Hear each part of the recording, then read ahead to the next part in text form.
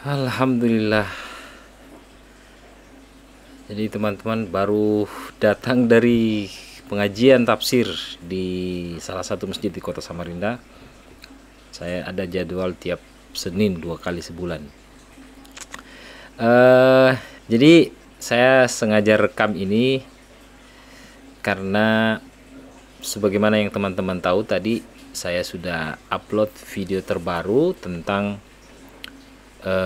surah Al-Fatihah yang dibaca ketika memulai acara, yang oleh salah seorang pendakwah yang katanya cukup terkenal. Saya sendiri baru kenal kemarin, namanya Syekh Hasim, yang menganggap itu bid'ah. Tapi setelah saya baca beberapa komentar, banyak yang menganggap saya salah paham.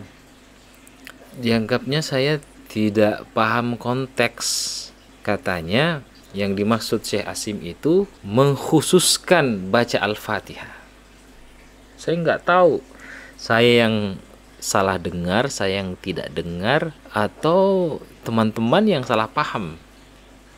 Saya coba bacakan ya beberapa komentar. Channelmu meresahkan masyarakat ya akhi. Waliyadzubillah. Oh iya, ini juga ada yang mengoreksi. Foto yang digunakan bukan foto Syekh bin Bas. Betul, saya salah comot foto ya. Itu bukan fotonya Syekh bin Bas. Nah, saya sudah ganti di thumbnailnya. Admin harus sering-sering latihan menyamakan yang sama dan membedakan yang beda. Penjelasan para ulama, boleh membaca Al-Quran tapi tidak mengkhususkan baca Al-Fatihah.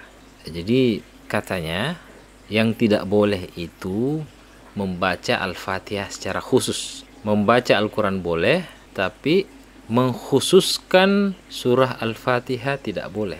Bahasa mengkhususkan surah Al-Fatihah itu nggak tahu dari mana dasarnya. Bingung sendiri, ini logikanya gimana ya? Apa sih yang Anda maksud mengkhususkan? Mengkhususkan itu membaca hanya satu waktu saja, tidak boleh di waktu yang lain. Masalahnya ini surah Al-Fatihah boleh pagi, boleh siang, boleh malam, boleh kapan saja. Nah ini di awal acara membaca Al-Quran ayat yang lain saja boleh, apalagi surah Al-Fatihah. Nah ada juga komentar, kenapa mesti Al-Fatihah? Kan tidak mesti Al-Fatihah, tidak wajib Al-Fatihah.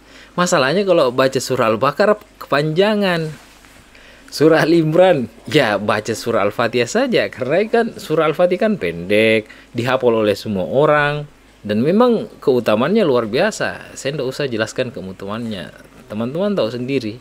Takhsisul ibadah fi waqtin muayyan, bagi ulama-ulama Saudi ini memang sangat sensitif. Dianggap kalau mengkhususkan suatu waktu itu tidak boleh, bid'ah. Misalnya saya pergi kantor pagi-pagi, pulang kantor sore menjelang maghrib, kemudian baca Quran setelah habis maghrib. Saya mengkhususkan membaca Al-Quran setelah maghrib, bid'ah. Ini kan logikanya bahaya sekali ya. Ya karena ini persoalan manajemen waktu saja. Ya semua sudah ada porsi-porsinya masing-masing. Jadi kalau haram bid'ah karena mengkhususkan surah Al-Fatihah, itu saya kira sangat logika yang sangat-sangat tidak tepat, sangat rancu. Kita sepakat ya, Al-Quran itu 30 juz, 114 surah. Salah satu surahnya adalah surah Al-Fatihah. Artinya Al-Fatihah adalah Al-Quran. Sepakat.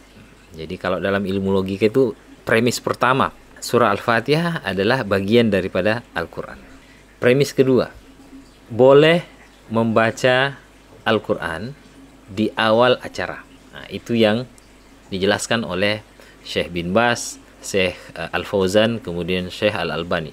Boleh membaca Al-Quran di awal acara.